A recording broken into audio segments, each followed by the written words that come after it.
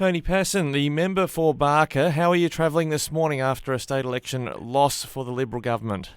Well, personally, Ricky, I'm very tired.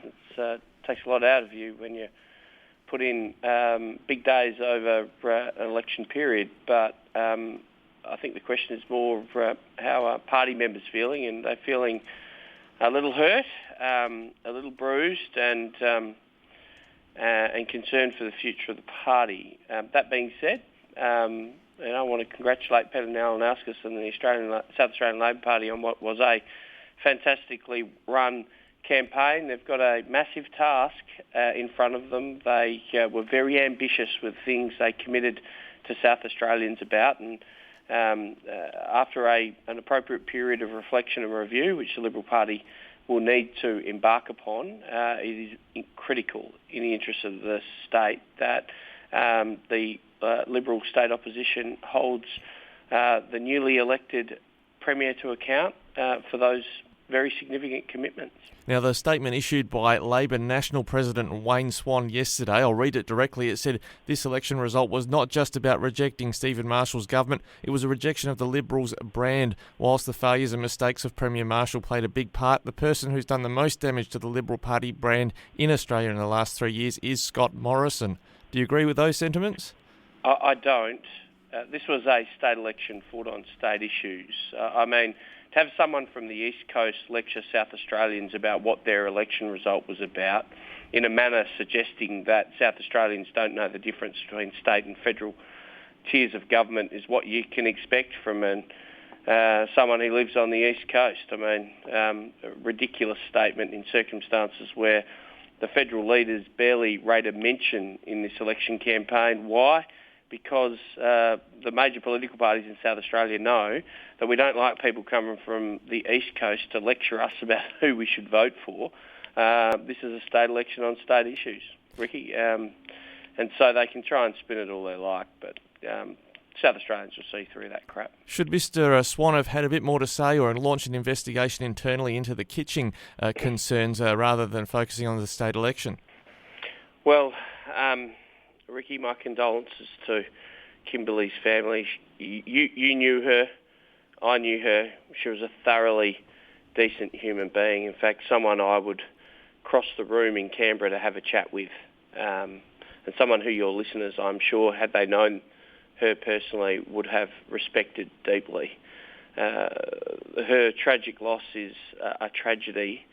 I note a lot of media speculation that she was experiencing a very difficult time in her professional life in the lead up to her heart attack. Those things do need to be looked at deeply, just like issues around culture need to be considered deeply in the Liberal Party. We need safer places to work, Ricky, and politics is a unique workplace. It comes with pressures that you couldn't imagine, and we need to make sure we create environments that are safe and secure for everyone. Well, Mr Malinauskas was fairly magnanimous in respects of his victory speech, saying he acknowledged a lot of MPs and staffers lost their jobs on Saturday night, in effect. But when you talk about those internal challenges or struggles within parties, where does the Liberal Party go from there? Is there major change needed within the state Liberal Party?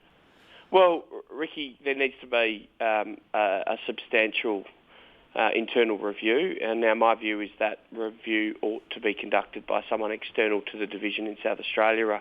I could suggest a name like Brian Loughnane, someone who understands the politics, understands how you campaign.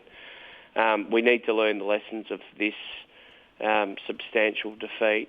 I'm looking forward to participating in that review. Some of the things I'll be saying is that you simply can't narrow the broad church and expect to win elections. You can't send Conservatives into exile.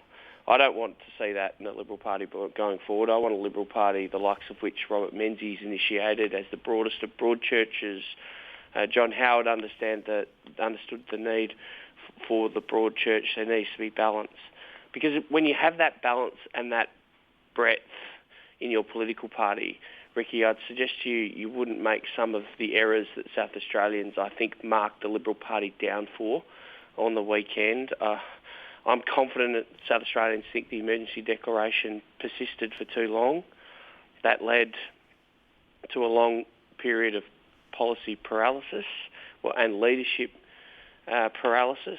We saw issues around land tax, the V8s, radical social policy.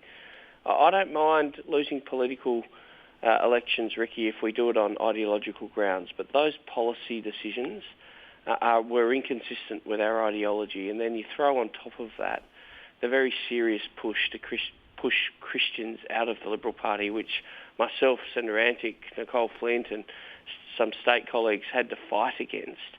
You understand why we've ended up in the situation we have.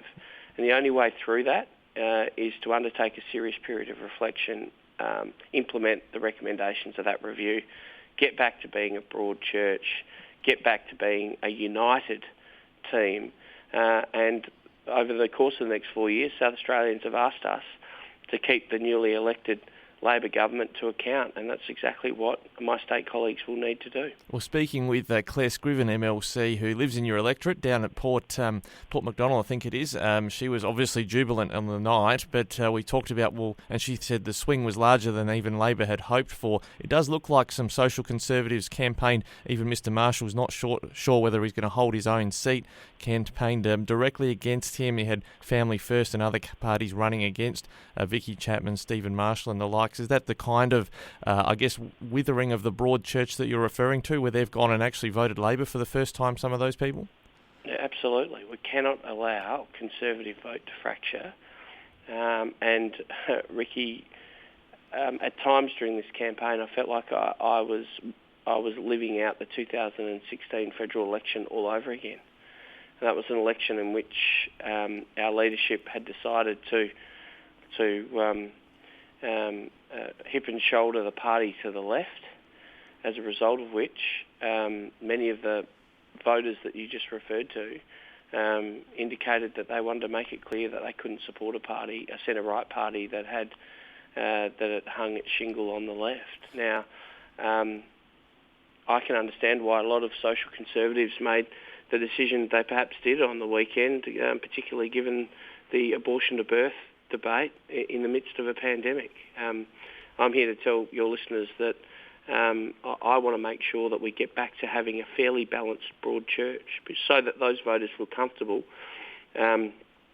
returning their vote to the truly conservative party in the parliament, namely the Liberal Party. Now, lastly, we've talked about the federal implications or not in the state election. The state election's implications for you in the seat of Barker, Adrian Pedrick, looks like he'll get over the line, but he's had a fair scare from, I think it's Airlie Keane, an independent. Sam Telfer's only just ahead of an independent over on the west coast.